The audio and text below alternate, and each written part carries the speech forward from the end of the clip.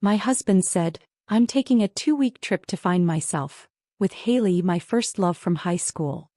I looked up from the laundry basket. That's nice, I said. Pack light. Clarity travels better. He blinked, the way people do when a line they rehearsed doesn't land. Daniel always needed his moments to be cinematic. This one just went silent. For 9 years I'd folded the same blue shirts every Sunday. Crease on the cuff, third button fastened, stacked left to right like disciplined soldiers. I still remember when that pattern began. The first year of our marriage he'd praised the order like it meant devotion. I believed it did. Until order became expectation and expectation became invisibility. Now, standing in our bedroom at exactly 4 p.m. on a Sunday, Daniel rehearsed freedom while I held evidence of routine in my hands. Before we continue, if you believe everyone deserves the chance to find themselves on their own terms, not someone else's, please consider subscribing. It's free and helps these stories reach more people. Now, let's see how Betty's Sunday unfolds. The morning had started like every other one. My internal clock woke me at 6:32. No alarm, never needed one. Daniel would sleep until 8. His coffee had to appear by 8:15. 2 sugars, a splash of cream, poured into the chipped white mug he refused to replace because imperfection builds character. I moved through the kitchen on autopilot. My bare feet knew which floorboard near the refrigerator moaned when you stepped wrong. The gurgle of the coffee maker was background music to my invisible symphony of small gestures. I set bacon to crisp, golden, never dark, and laid eggs over easy, yolks trembling but whole. Not because he asked. Because I'd learned his frown language. Too dark, too firm, too cold. Marriage had turned me into a translator of sighs. By 7 the house smelled like comfort that only I noticed. The banana bread from yesterday still perfumed the air, a scent that used to make him smile. Now he scrolled through his phone while eating it, laughing at memes that I didn't understand. When he left the table he didn't look back. He hadn't in months. I folded laundry, sorted whites, darks, delicates. I could do it blindfolded. And maybe I already did. Because somewhere along the way Betty blurred into Mrs. Cross, an efficient ghost haunting her own home. We were meeting Nora and her husband for brunch at noon. I'd made the reservation, reminded Daniel twice during the week, once more this morning. At the restaurant Daniel ordered for me spinach salad dressing on the side without even glancing up. I'd been craving French toast but the words stayed behind my teeth. So, I was working with this student. I began, a flicker of excitement about a reading breakthrough. Did you see the game last night? Daniel cut me off, turning to Nora's husband. That final quarter, unreal. My story dissolved like sugar in coffee. 20 minutes later, when he remembered I existed, what were you saying about your student? The moment was gone. I summarized in 2 sentences, watched his eyes glaze, then asked for the check. Nora followed me to the bathroom, lipstick in hand, reflection sharp. Does he always do that? She asked. Do what? Interrupt you. Dismiss you. Treat your life like background noise. I wanted to defend him, to say he was tired, stressed, distracted, but the words lodged somewhere behind habit. Instead, I noticed how Nora's husband had stood when she left the table. How he'd asked her opinion about the wine. He's tired, I said finally. Betty, she said, meeting my eyes through the mirror, when's the last time he asked about your day and actually listened? I didn't answer. As I couldn't remember. Back home, Daniel sprawled on the couch, phone in hand, TV murmuring. Remember Haley Pryor? He asked suddenly, shoving the screen toward me. A blonde woman smiled from a mountain trail, sun-kissed, free. She just got divorced. Doing this whole self-discovery thing. Yoga, meditation, hiking. He scrolled through photos like they were maps to salvation. We should get hiking boots, he said.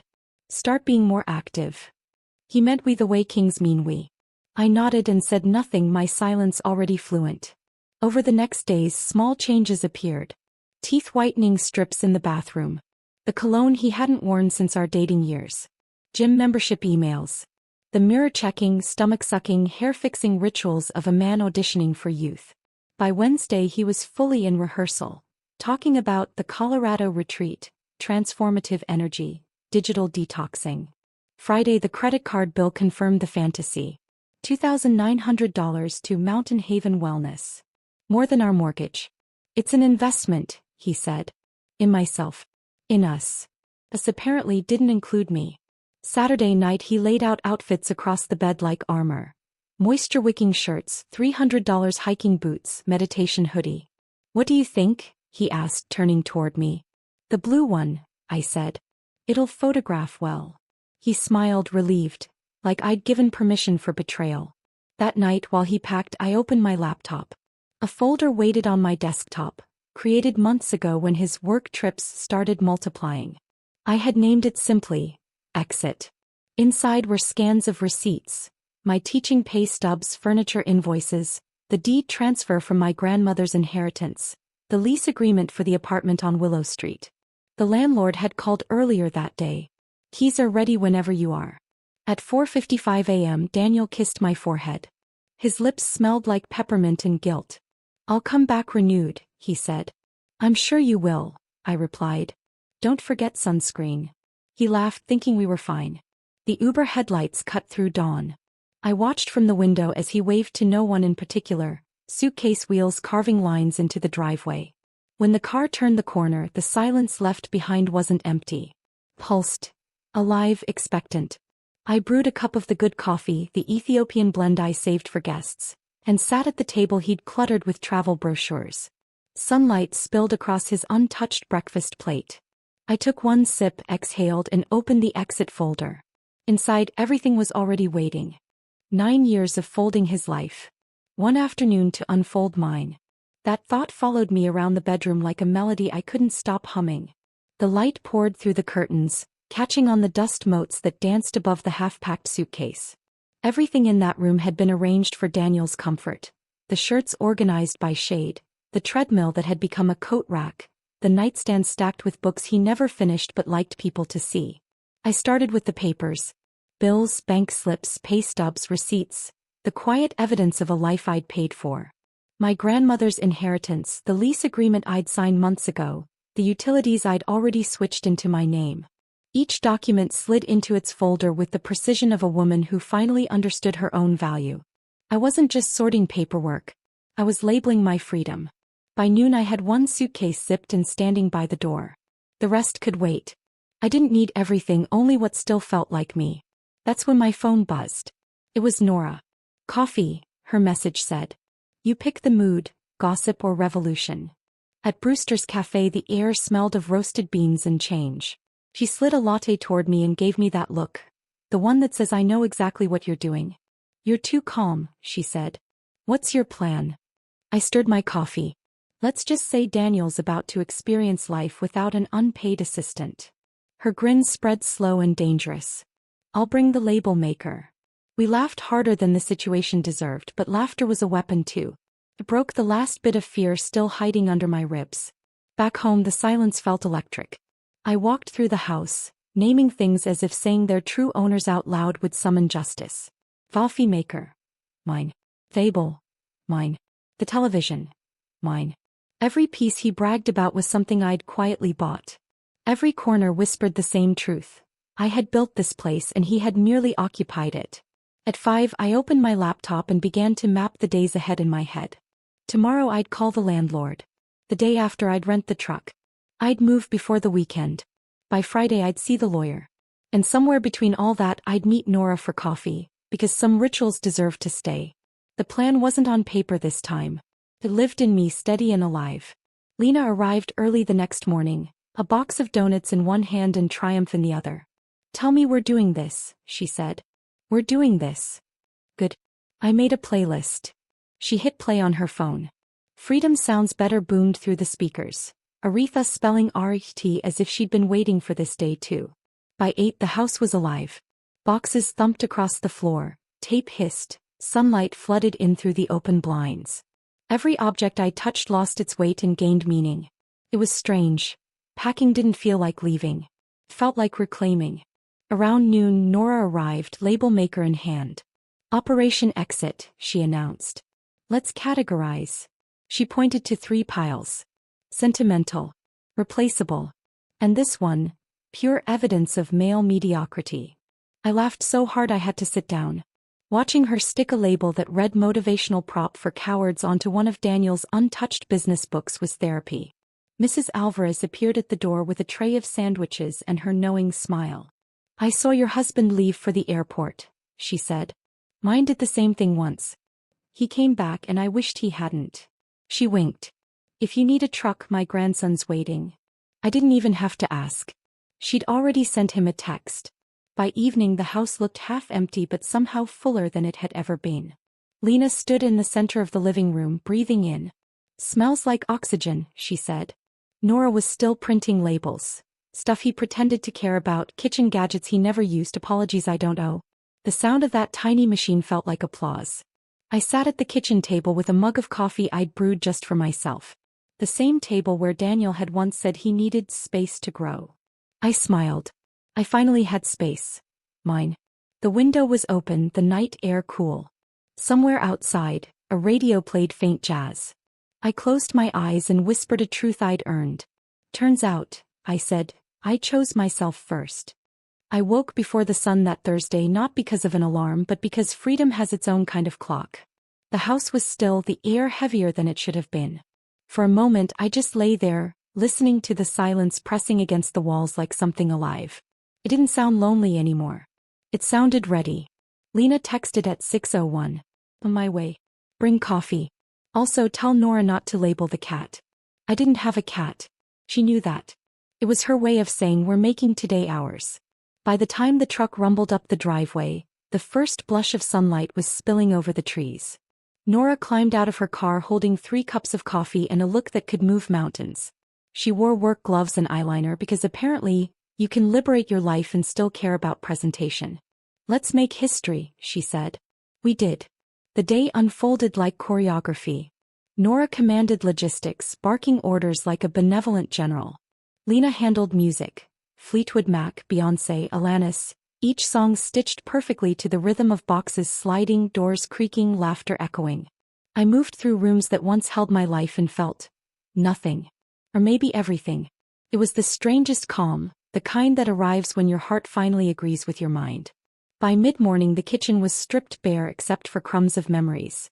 I wiped the counter one last time and remembered all the breakfasts I'd served there. The eggs he'd criticized, the coffee he never thanked me for. I smiled almost tenderly and whispered, "You're welcome." Then I unplugged the coffee maker and packed it carefully. It deserved better company. Mrs. Alvarez appeared around 10, exactly as I'd predicted, wearing a wide-brimmed hat and carrying a clipboard she'd clearly stolen from her grandson's baseball team. "I'm supervising," she announced.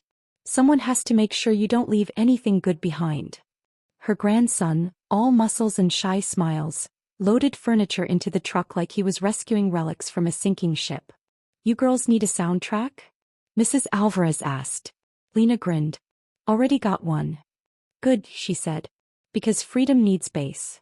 At noon we took a break, sitting cross-legged on the living room floor, eating sandwiches out of paper wrap. The house echoed strangely, every sound bouncing back as if testing what it felt like to be empty. "I keep thinking he'll come back," Nora said, handing me a bottle of water. "Not today," I said. "Today belongs to women who carry their own boxes." That made her laugh, and it made me realize how light laughter could feel when it wasn't forced.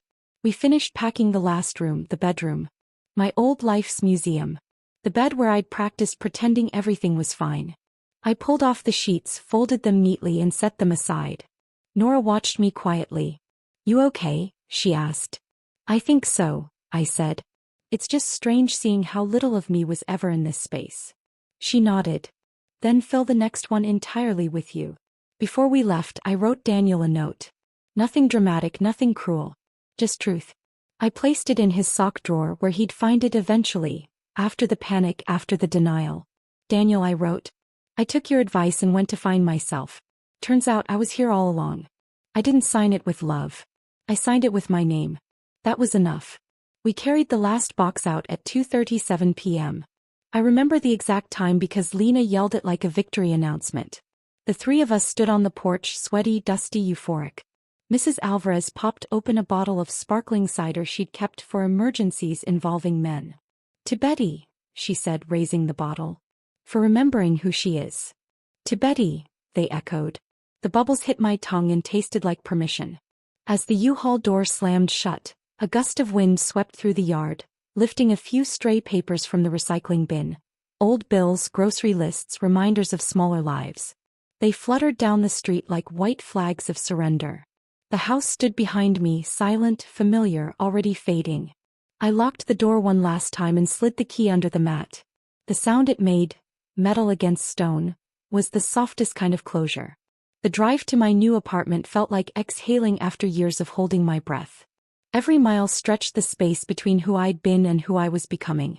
Lena sang, Nora danced in her seat, Mrs. Alvarez followed us for 3 blocks honking like we'd won a parade. Maybe we had.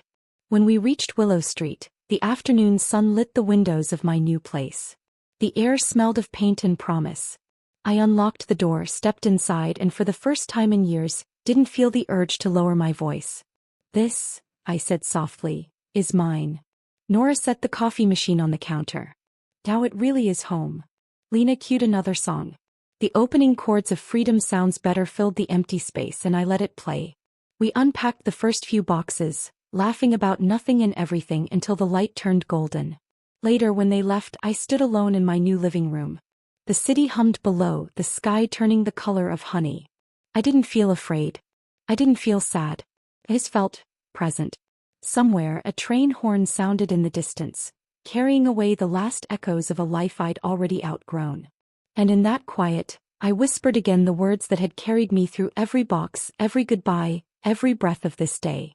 Turns out I chose myself first. 3 days after I moved out, the neighborhood group chat turned into a courtroom. I didn't have to say a word. Everyone else did the talking for me. It started when Haley posted a video from the Colorado retreat. I hadn't followed her, but Nora had, because Nora never missed the scent of scandal. She called me at 8:12 a.m., her voice trembling between outrage and delight. Betty, you need to see this, she said. It's performance art. I opened the video link. There she was, Haley Pryor, Daniel's high school first love, standing in a parking lot with mascara running and fury written across her face. Her voice cracked as she spoke into her phone camera. For anyone considering a man named Daniel Cross, don't. He told me his marriage was over. He said his wife supported our spiritual reconnection. Then I found out our hotel reservation was under Mr. and Mrs. Cross. She pointed the camera toward the mountains behind her. He lied about everything, the marriage, the money, even the hiking boots he said he bought for us. Turns out his wife paid for those too. Then she did something I'll never forget. She picked up the boots, the same $300 pair he'd modeled in our bedroom mirror, and threw them into the river. You want to find yourself, Daniel? She shouted. Find yourself single. The clip ended there. The comments didn't. By noon, the video had spread faster than wildfire in dry grass. Someone from their high school reunion group reposted it with the caption, "Some people never graduate from lying." Mrs. Alvarez sent me a screenshot before lunch. Your ex is trending, sweetheart, her message read. Karma finally got Wi-Fi. That afternoon I stopped by the grocery store near my new place. People were smiling at me and not in the polite surface way. Real smiles. Knowing smiles. Like they'd read the verdict before the trial began. One woman I vaguely recognized from the neighborhood bakery leaned over her cart and whispered, "Good for you." I didn't even ask how she knew. The world was small and humiliation traveled faster than light. When I got home my phone buzzed nonstop. Nora, of course, had already made a collage. Screenshots of Daniel's vague Facebook posts mixed with Haley's video stills. She titled it, "The Man Who Found Himself and Lost Wi-Fi." Within an hour half the neighborhood was commenting. Isn't he the guy who bragged about buying his wife's car? I heard she paid for the house. He used to hand out self-help books at block parties. And then came the crown jewel. A photo someone had taken of Daniel at the Denver airport, sitting on the floor beside his suitcase, staring at his phone like it had betrayed him. Caption. When your spiritual journey ends at gate 12. The following morning, Mrs. Alvarez knocked on my door carrying a tray of empanadas and a grin that could light up the block. Betty, she said, the man is on trial. The people have spoken. I laughed so hard I nearly cried. It's not revenge, I said. It's just truth catching up. He shrugged. Call it what you want. I call it entertainment. Later that evening Lena dropped by. She sprawled on my couch, scrolling through her phone with the fascination of a scientist watching a lab explosion. You've officially become a legend, she said. Someone just posted a meme. Find yourself challenge. Step 1. Lose Betty. I nearly spit out my tea. You're kidding. I wish I were. Oh wait, here's the best part. Guess who commented? I raised an eyebrow. His boss, she said. Marcus Hale. He wrote, explains a lot. That made me pause. What do you mean? He grinned. Apparently Daniel missed a client meeting while meditating in Colorado. The Henderson account. Gone. They fired him this morning. I sat there in silence watching the steam curl from my cup. I didn't gloat. Not really. It was more like watching a puzzle piece click into place. The natural consequence of choices made too often and too carelessly. That night, I walked out to my small balcony with a blanket and a cup of coffee. The city below hummed softly. Traffic, laughter, distant music.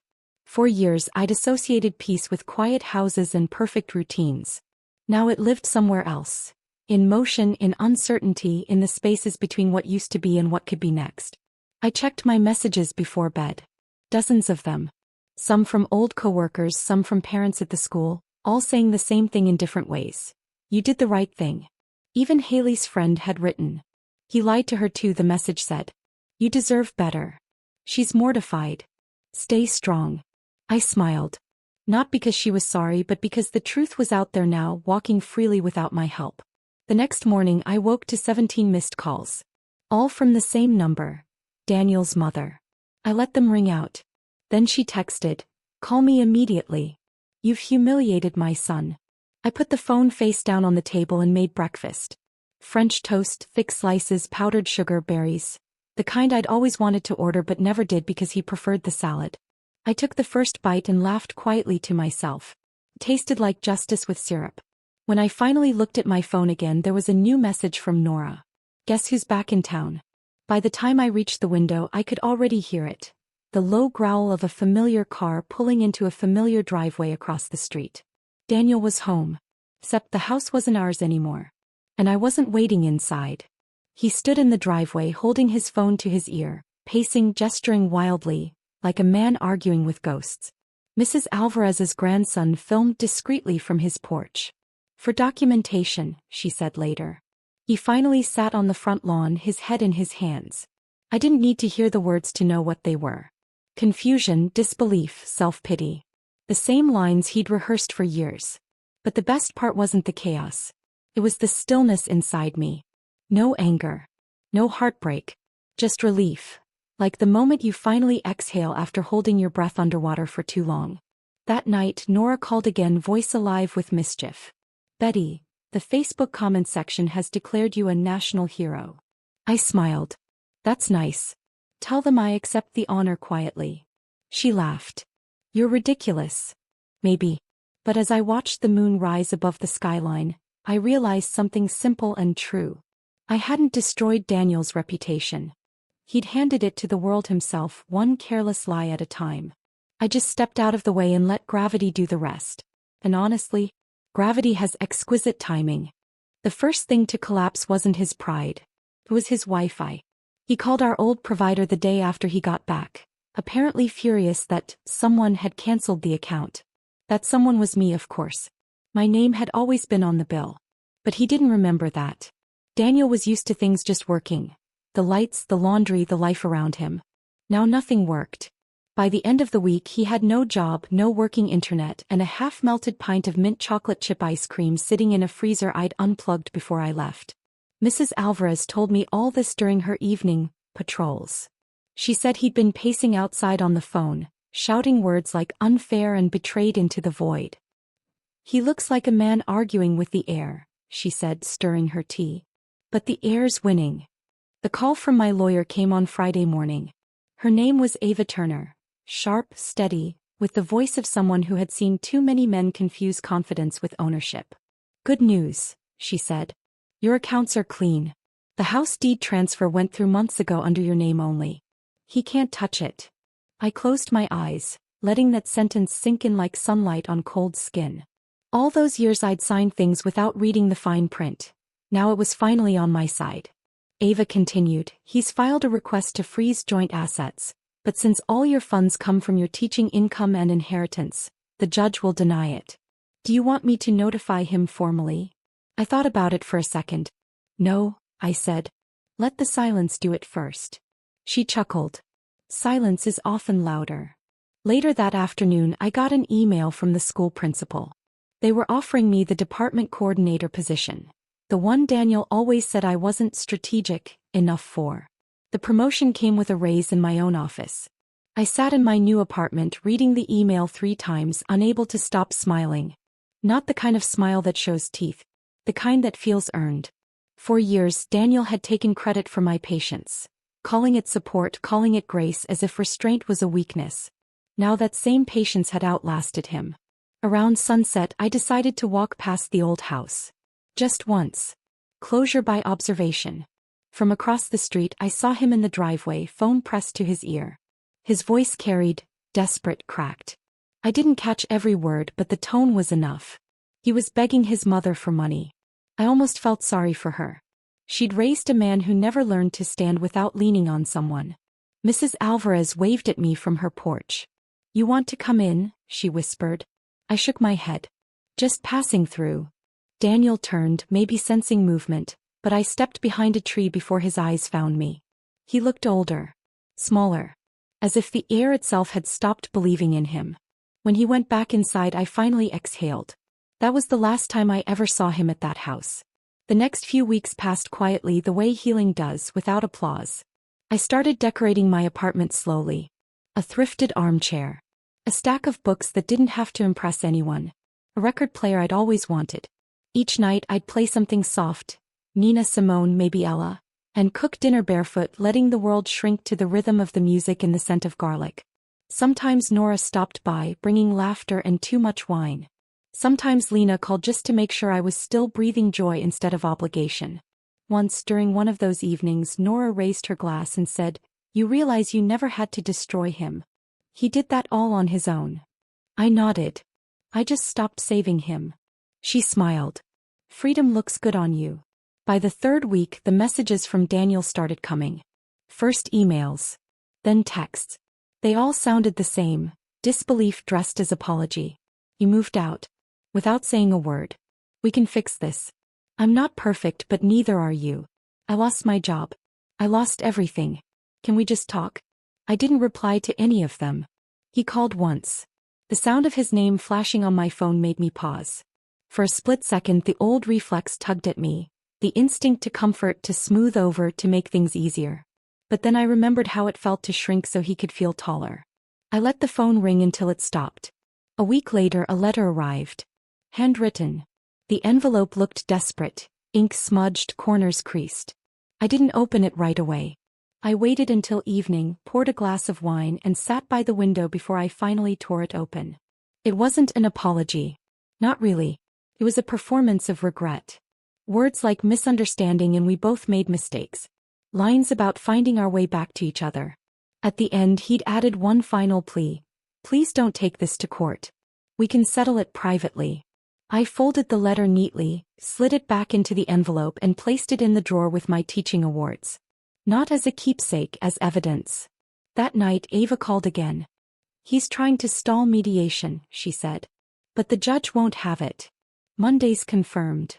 I looked out at the city lights flickering below my window. Somewhere out there, Daniel was realizing that the woman he thought was quiet had built an entire escape route behind his back, and she'd done it without raising her voice. Good, I said. Let's finish this. The next morning I woke before dawn the way I used to before school. I made coffee, opened my notebook and wrote down a single sentence. Peace doesn't come when they apologize. It comes when you stop waiting for it. I didn't know if that was wisdom or exhaustion, but it felt true. When the sun rose, it painted my living room in soft gold. The kind of light you only notice when you've stopped living in someone else's shadow. I whispered to the empty room. Turns out I didn't lose anything worth keeping. The mediation room was colder than I expected. Not the temperature, the air itself. That kind of stillness that happens right before a storm realizes it has nowhere else to go. A long oak table divided us, polished until it reflected every detail. The tremor in his hands, the steadiness in mine, the thin line of light across the floor. Daniel sat at the far end, wearing the same navy suit he used to wear to corporate dinners. It didn't fit him anymore. His shoulders slumped, the fabric bunching near the collar.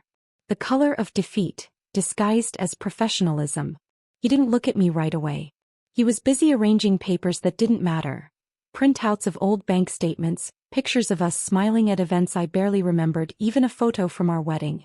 The mediator, a soft-spoken man named Hal, cleared his throat gently. "Thank you both for coming," he began. "Today's goal is resolution, not conflict." Resolution. The word hung there like a fragile ornament.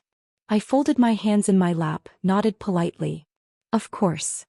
Daniel finally looked up. "Betty," he said, voice cracked but rehearsed. "You look different." "I feel different," I replied. It was the truth. He started talking before Hal even asked a question. Fast, defensive, weaving his own mythology. "I think what happened between us got distorted online," he said. "You know how people exaggerate. I didn't mean for any of that to go public. Haley's unstable. I raised an eyebrow. "Threw your boots into a river on camera?" He flushed. "You saw that." "Everyone did," I said.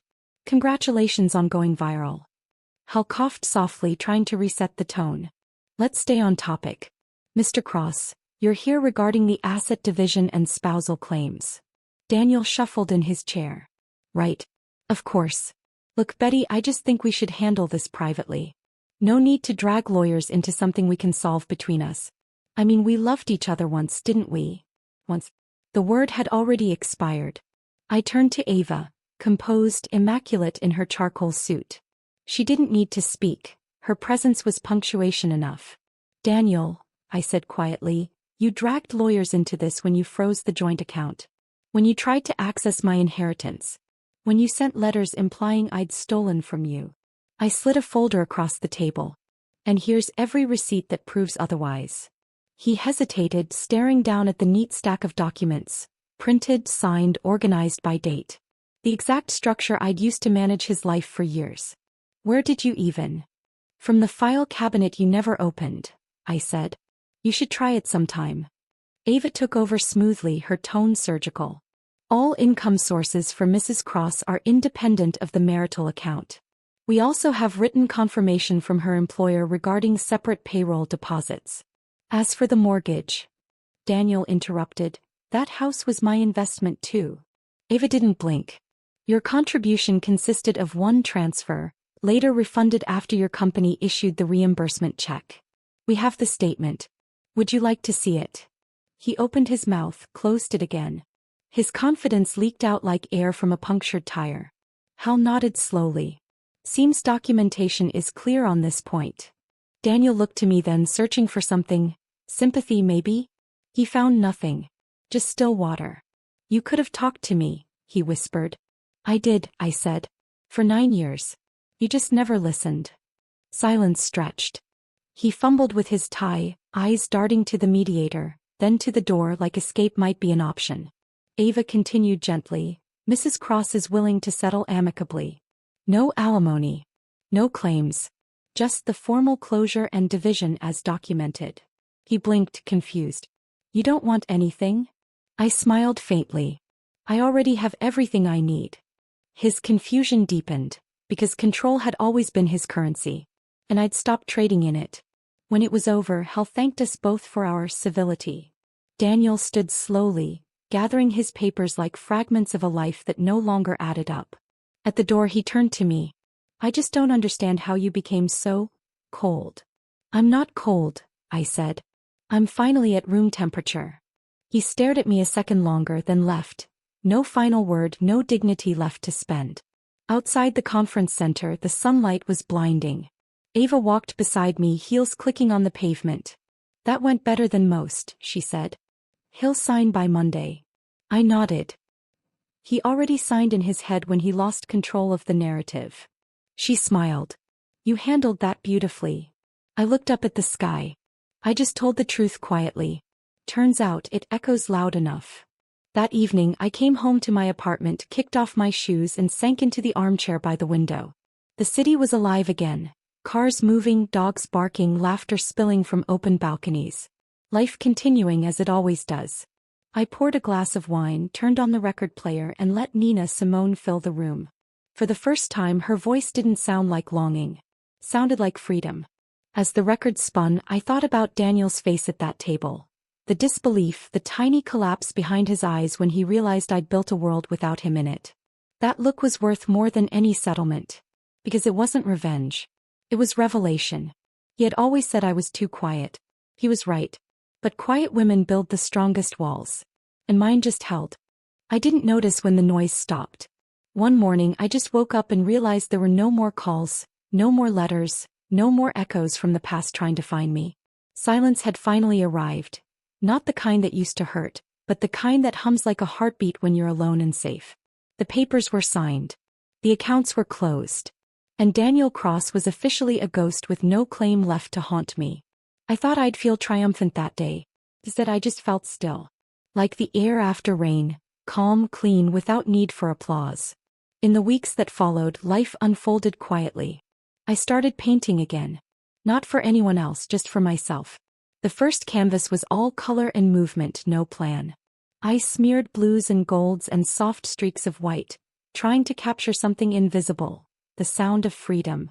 My hands remembered what it felt like to create without permission. Every brushstroke was a language I hadn't spoken in years. Sometimes I'd paint late into the night with jazz floating through the apartment, candlelight flickering across the walls. I'd stop and look around, realizing there was nothing left in this space that reminded me of him. Not a photo. Not a scent. Not a single compromise. Just me breathing. One afternoon while I was cleaning brushes, my phone buzzed with an unknown number. I almost didn't answer. But curiosity won. Betty. The voice was hesitant. Older. Familiar. It took a moment to place it. Daniel's mother. I didn't say anything. I let her speak. I just wanted you to know, she said, her words trembling. He's not doing well. He moved in with a friend, lost the car, the job. He's angry at the world. He blames everyone. I kept listening. She sighed. I told him once that you were too soft. I was wrong. You were the only one strong enough to stay until he broke himself. There was a pause. I hope you're happy, dear. I looked around my sunlit apartment. At the easel by the window, the blooming plant on the sill, the unfinished painting that glowed like sunrise. I am, I said simply. That night I took a walk through the park near my building. The air smelled like autumn, leaves, rain, something ending gracefully. I passed couples, runners, an old man feeding pigeons. No one knew who I was, and for the first time anonymity felt like luxury. When I reached the small lake in the center of the park, I sat on a bench and watched the reflections ripple. In the water, the city lights wavered. Imperfect, beautiful, alive. That was when another message came. Not a call this time. Just a text from a number I knew too well. I miss you. I lost everything, Betty. Can we talk? For a long moment I just stared at it, the phone glowing softly in my hand. The old version of me, the one who measured worth in forgiveness, would have typed something kind. Something that made his failure easier to swallow. But I wasn't her anymore. I took a deep breath and typed 3 words. I found peace. Then I pressed send. And for the first time in my life I didn't wait for a reply. The next morning, sunlight spilled across the floor like gold water. I made coffee, 2 sugars, no cream, and carried it to the window. The world outside was waking up. Cars humming, birds darting, someone playing a trumpet a few streets away. I thought of Daniel's words the day he left. I'm taking a trip to find myself. Maybe he did. Maybe he didn't. But I smiled because I had already made the same trip, just in a different direction. And I'd actually arrived. Sometimes people ask when the healing started. It wasn't the day I left, or the day he fell apart, or even the day the papers were signed. It started when I realized that stillness isn't emptiness. It's the sound of a life finally belonging to you. Before we end, tell me something. If your peace meant letting someone else face their own silence, would you still choose it? I did. And it was worth every quiet second.